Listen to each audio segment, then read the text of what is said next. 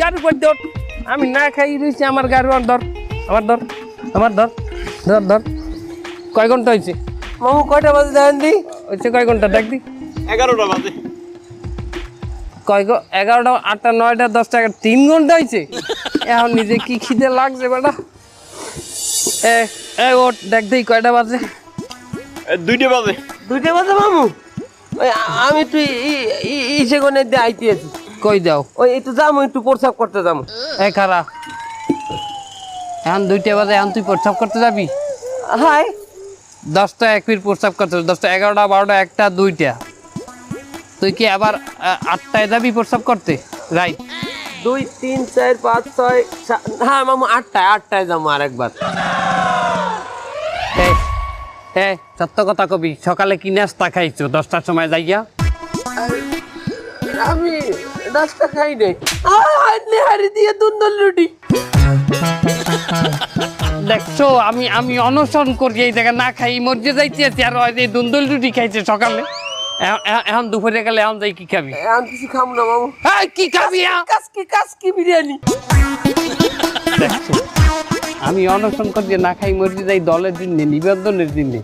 ওই কাজকি বিরিয়ানি খায়, নেহারি খায়। স্যার, আপনার এখানে কতক্ষণ অনশনে আছেন? প্রায় 37 ঘন্টা।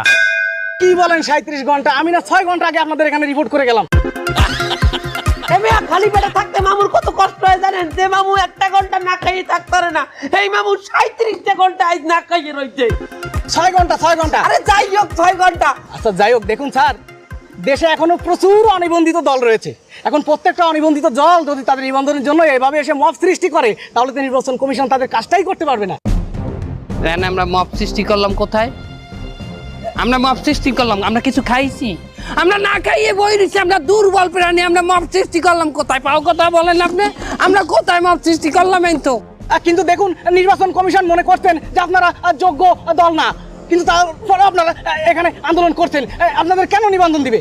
আমরা যোগ্য দল না, তাই যোগ্য দল ডাকে না। এই দেশে কি করি নাই, এই দেশের লোকে কি করি নাই?